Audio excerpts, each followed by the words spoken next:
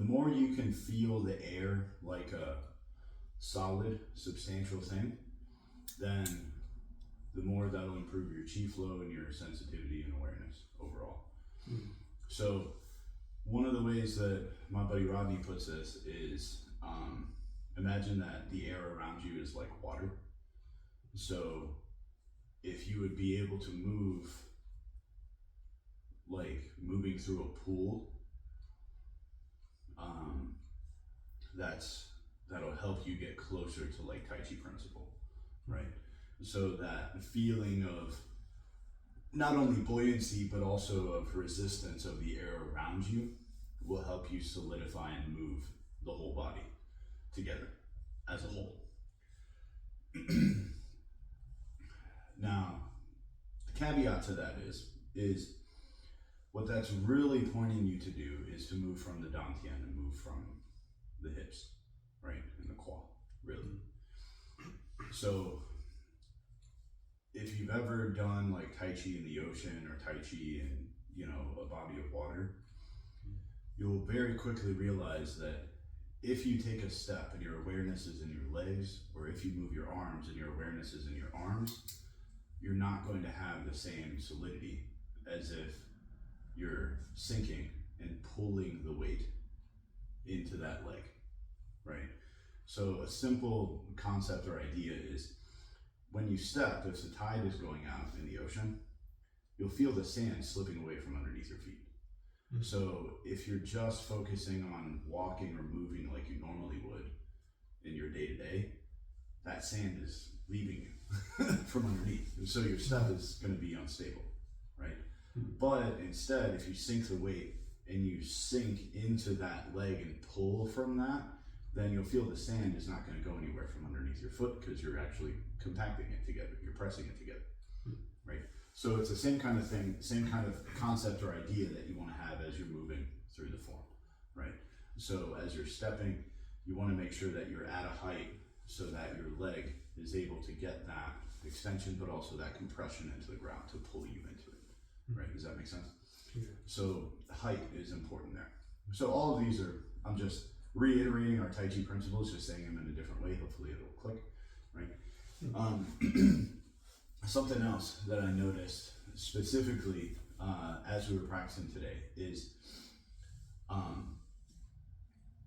the farther away from dantian your awareness is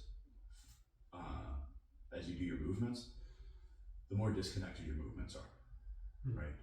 So both of you guys were doing that in your own way because your bodies are, you know, your own people, right? Like we all are, right? I have hang-ups too, you know, so like how, you know, I lost balance a couple of times today because of my hip, right? But the focus should always be dantian and qua leads the movement.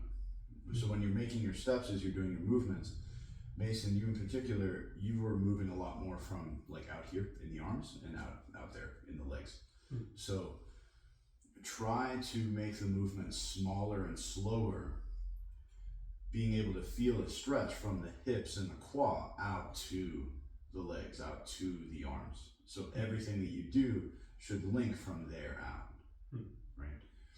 So Jenny, you have good qua movement and good hip movement. The movements are connected, but a lot of the times because of hip tension, the movements were from here as opposed to here. So a lot of times as we were doing like Fair Lady Works with Shuttles, which has been a bit of a recurring one, right? The movements would come from, so like from this, as this goes down, instead of it being here from qua, as that hand goes down, it was this from the shoulders and the rib cage, right? Then as you come in, this would happen from there, more like a second stance, right? And then this, and then as you would step, then when you get to a certain spot, oh, then the hips would engage again and you'd be together again, right? So the goal is not to lose that connectivity all the way throughout the movements, right? So as you progress on the form, those movements get more and more and more difficult to keep those alignments together, right? So grass sparrow's tail, single whip, all those things are relatively easy by comparison to say repulsive monkeys, or Fair Lady Works at Shuttles, or Wave Hands and Clouds, and those sorts of things, right?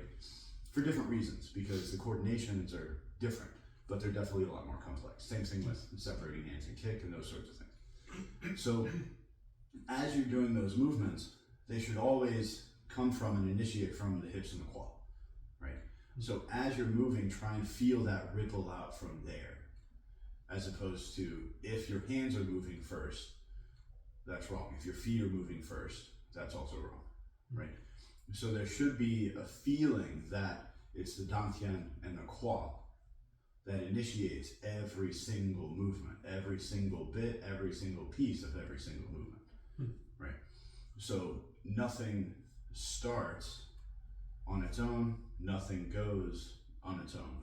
It's always from dantian and rippling out, right? The rest of the principles are meant to elicit that, okay? But now that you guys have the whole form, you guys have the flow and everything, usually it's just, oh, I need a little reminder of this, a little reminder of that, because by and large, you guys have a majority of, a good bit of it, right? So those are the main things that I was seeing today.